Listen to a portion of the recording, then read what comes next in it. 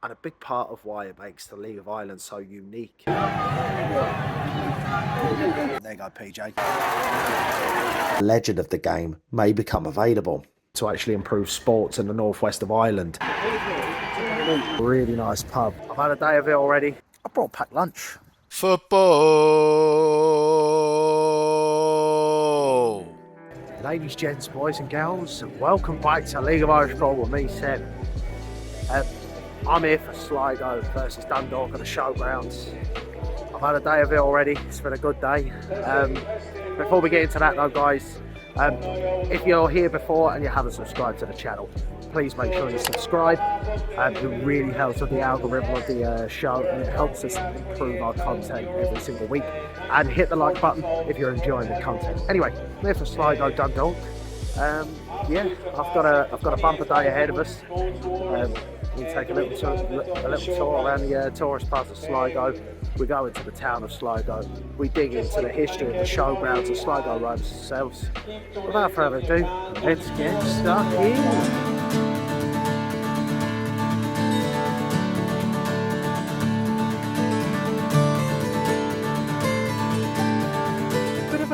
Different start to the vlog today, isn't it, lads, eh? I've got my sunglasses in the car. I don't know why I haven't got mine. I'm squinting here, but anyway. Benbulbin. It's the largest flat rock formation in Ireland. So there you go. Lads, this is what Benbulbin looks like from a aerial view. Stunning, isn't it? There you go. Big tourist hotspot. There's a trail around it as well. If I had time today, I definitely will be giving the trail a go. It's called the W.B. Yeats Trail, a famous poet from Sligo, and we're going to go and take a look to see where he's actually buried, because it's actually a beautiful little place where he's buried, and it's in view of Benbulben, one of his favourite places. So let's go and take a look.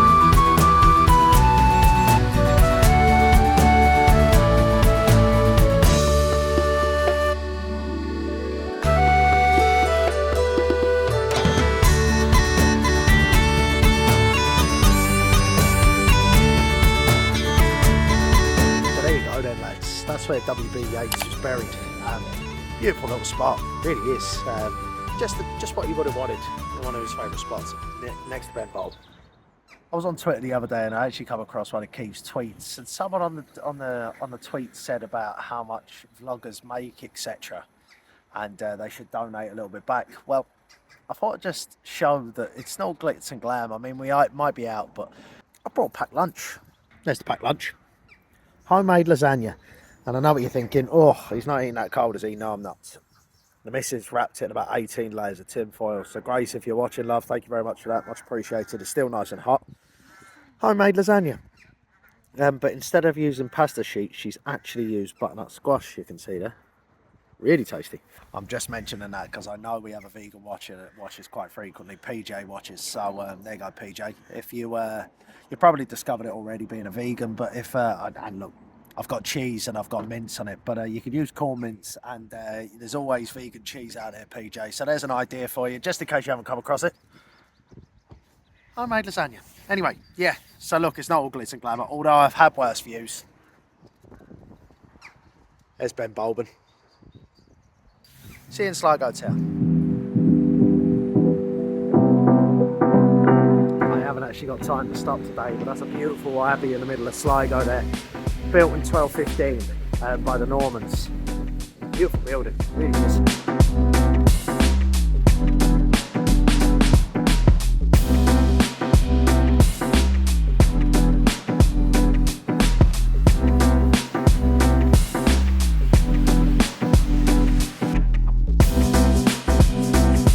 Little town here in Sligo, I have to say. And that's meant to be a really nice pub, Hargadden Bros. It's a beautiful little shop fronts as well. Unfortunately, don't have time to stop today, but it does look nice.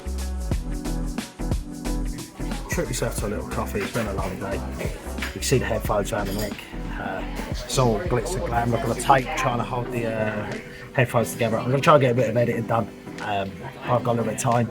But look, let me take you to the showgrounds while I have a little sit down, lads.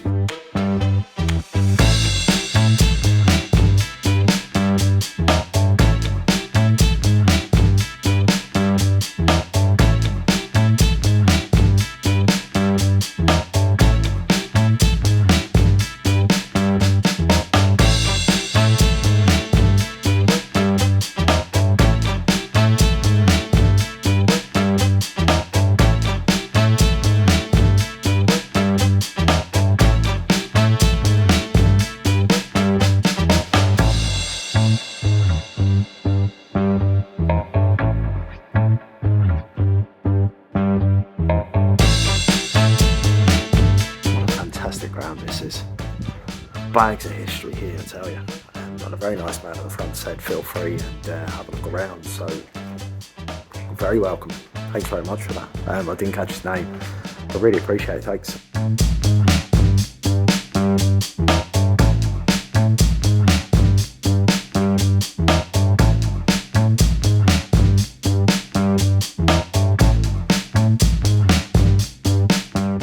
One of the questions that actually gets frequently asked a lot when you think Sligo Rovers is why do they play their home games on a Saturday when everyone else plays on a Friday? It's actually due to a dip in attendances. Back in the noughties, they experienced dips in attendances when they moved the game to a Friday as opposed to a Saturday. I've always thought of Sligo Rovers as being one of the special clubs in the League of Ireland. And a big part of why it makes the League of Ireland so unique to other clubs across the world. Sligo Rovers are fan-owned and have played at the Showgrounds ever since they were founded in 1928. So let's just take a little look at Sligo Rovers and their rich history. In a league format that was largely dominated by Dublin-based clubs, Sligo broke their way through the Leinster Senior League to find themselves in the League of Ireland in 1938. On their way to the League of Ireland, they competed with the best of the best, coming runners-up in the Cup on several occasions and losing to Shelbourne in one of the finals. In 1939, Sligo caught wind that a legend of the game may become available. This man went by the name of Dixie Dean. Dixie Dean made his name at Everton, where he was their record goal scorer, and although he was coming to the end of his career, Sligo made an approach for the highly decorated footballer. He rejected their initial approach, but he finally accepted when they came calling once more, and he scored on his debut against Shelbourne. He scored a total of 10 goals in 7 appearances, including 5 in one game against Waterford. He also scored in the 1-1 FAI Cup final against Shelbourne, in which they lost the replay 1-0. Rovers struggled after the war to raise funds to renovate the Showgrounds, delaying their return to the League of Ireland. Finally, they got their funds together and rejoined the league in 1948. In 1977, Sligo Rovers won the title for the first time in 40 years, only their second ever title, after several unsuccessful attempts of winning the FAI Cup. 1983 would be the year the Bitter Red would get their hands on the cup for the first time. They played Bows at Dalymount and were 1-0 down, but managed to turn the game on its head and win 2-1. Long-serving local hero Tony Fagan would lift the FAI Cup for Sligo, and 50 years of trying. After finishing runners-up 6 times, Rovers had played in Europe on numerous occasions by this point, but they got their first win against Maltese side Floriana with a 3-2 aggregate win in the Cup Winners' Cup in 1994. They were then drawn against Belgian giants Club Brugge in the next round, where they would go on to lose both games at the tie. The early noughties were dark times for Rovers, lingering around the First Division until their promotion back to the top flight in 2006. It was in 2006 when a bright prospect in the division was discovered, before making his move to an English Premier Division side in 2009, in which he would establish himself as a legend at one of the biggest clubs in the country and gain himself a testimonial for that club 15 years on from his successful move. That man goes by the name of Seamus Coleman. The now Everton captain has racked up over 300 Premier League appearances and 70 Republic of Ireland caps. It was ex-Sligo Rovers player and manager Willie McStay that recommended Coleman to ex-teammate David Moyes at Everton to ensure the deal was done. The deal cost Everton a total of £60,000. Coleman stayed at Sligo Rovers for 3 years, scoring 1 goal against Bray Wanderers in a 3-0 victory. Sligo went on to win the League Cup in 2010, beating Monaghan United. Padraig Armand impressed that season for the Bitter Red, leading him to make his move to Portuguese side Pacos de Ferreira the following season. In 2010, Sligo would also go on to win the FAI Cup, beating Shamrock Rovers on penalties, with second choice goalkeeper Kieran Kelly saving a whopping 4 penalties. Rovers would secure their 3rd league title in 2013 and their 3rd FAI Cup in 4 seasons, bringing the best period for trophies and the most success in the club's history. Since the glory days, Sligo have had to endure precarious times, seeing themselves around mid-table in relegation battles ever since. Now, they have had some European runs, but things have been a lot quieter for Sligo in recent times. Under Johnny Russell in the 2023 season, Sligo endured a difficult run, finishing 8th, just above the playoff spot for the First Division. Some Sligo fans had protested that the club was not heading in the right direction, with season ticket sales being at an all-time low, campaigns across the town with marketing strategies being deployed in the way of signboards and online campaigns. But since the signing of J.R. Wilson in the winter and fan favourites Ellis Chapman, Ed McGinty, Max Matter and title winner Simon Power from Shamrock Rovers, things have been looking good for Sligo Rovers this season. In my opinion, Johnny Russell has got Sligo Rovers playing some of the best football in the division this season. So I'll be hoping to put the history of Sligo Rovers behind him in terms of flirting with relegation and several cup runners-up positions, and bring the glory days back to Sligo Rovers.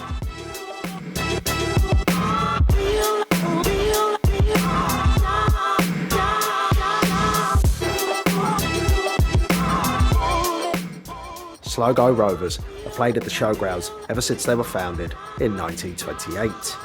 The capacity of this stadium currently holds 5,000 with 4,000 seated, but by 2028, when the redevelopments take place, they're hoping to have 6,000 seated here at the Showgrounds. The expansion will surpass all UEFA Category 3 requirements. This includes new floodlights, turnstiles, hospitality spaces, shops, corporate and sponsor facilities, offices, meeting rooms, upgraded media facilities, multiple changing rooms, and a new gym would be part of the redevelopment of the Showgrounds. The plan comes as part of Sligo Rovers' incentive to actually improve sports in the northwest of Ireland, allowing numerous sports and teams to use the facilities in the region. The club are fan-owned and are looking for investment and outside sponsorship and any kind of donation. That's why Benny the Bull is actually doing a run in aid of raising funds to redevelop the Showgrounds. The fundraiser's still on. What I'll do is I'll pop a little link in the description below and feel free to raise funds. There's €25,000 raised so far, so hats off to everyone who's donated. Let's keep it going for a good cause. What a great football club. Displaying their history for all the fans to see. And for tourists like me, I suppose, you could consider me a tourist. Give it a display for everyone to see. It's great. It's really important, the history of a football club, and they're demonstrating that here at the Showgrounds.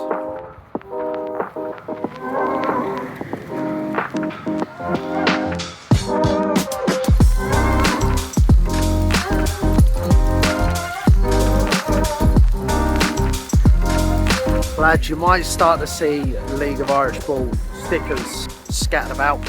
Scan the QR code, check it out.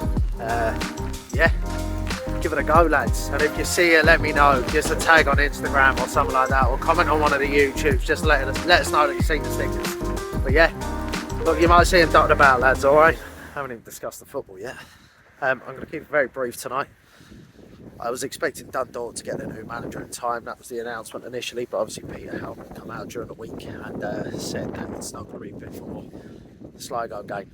That's why I kind of booked this one in. But look, Dundalk fans, I will be covering you. I'm going to be heading to Dundalk vs Shamrock Rovers later on in May. But anyway, score tonight, what do I think? Well, I think Dundalk don't score goals. I think that's apparent. Sligo been playing some of the best football in the league. 2-3-0 defeats in a row. Not been ideal, but I think they'll bounce back tonight. They'll keep a clean sheet, and I think they'll win 3-0 themselves tonight. I think the only player that they're really missing is Vanaka at the back and Simon Power. But I'm hoping to see some of the scintillating football that they have been playing. So 3-0 Sligo tonight, lads.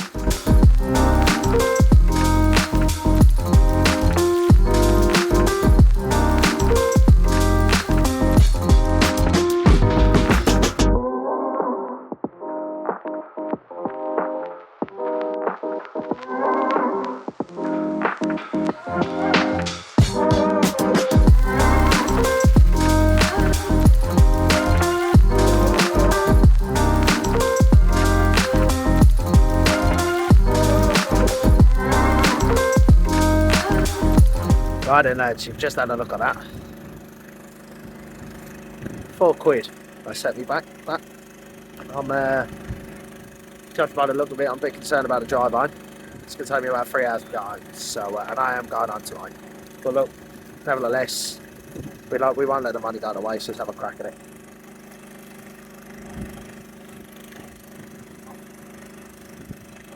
It's actually not that bad. I've had worse. Yeah, it's not too bad. It's alright, look, don't get me wrong. It's not going to set the place alight, but if you're bringing the kids or something, £4 for a burger, you can't really complain too much, can you? Yeah, no, that's alright. Cheers, lads.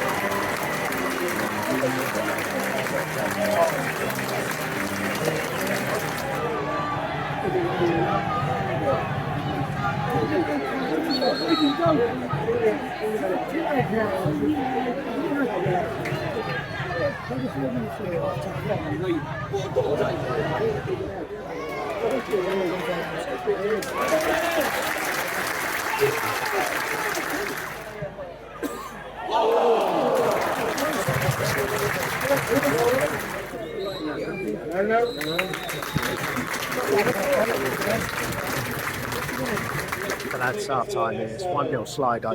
Fantastic finish by Hartman. They're looking like they're playing attacking football. They're quite aggressive, Sligo. Dundalk, I'd say, feel slightly undone by, but 1-0. Fantastic finish. I'm looking forward to the second half.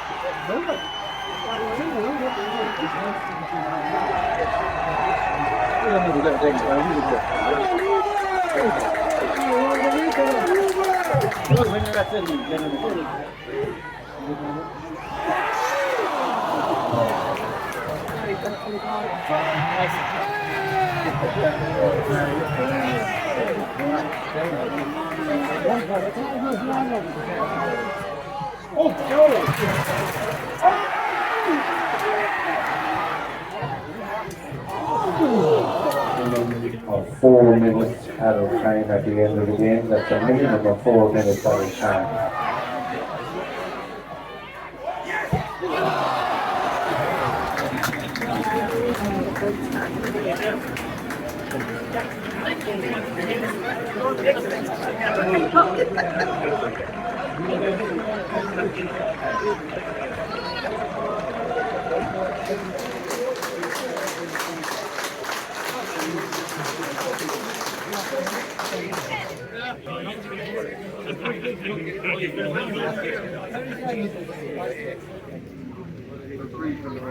Just back in the car after that one, lads. I'm not going to spend long on a wrap up today. I'm not too sure today was much about the game, to be honest with you. Sligo won, Dundalk won. Dundalk by far the better side in the second half for me.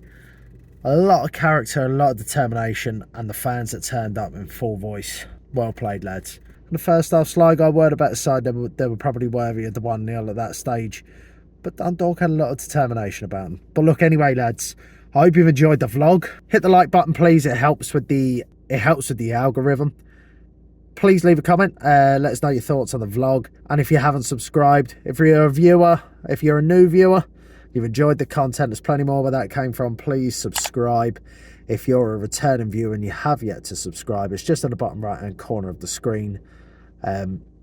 Yeah, please hit it. Anyway, lads, look, I'm going to have a wrap before I hit the road, and I'll see you lot in the morning for the live. Take care of yourselves.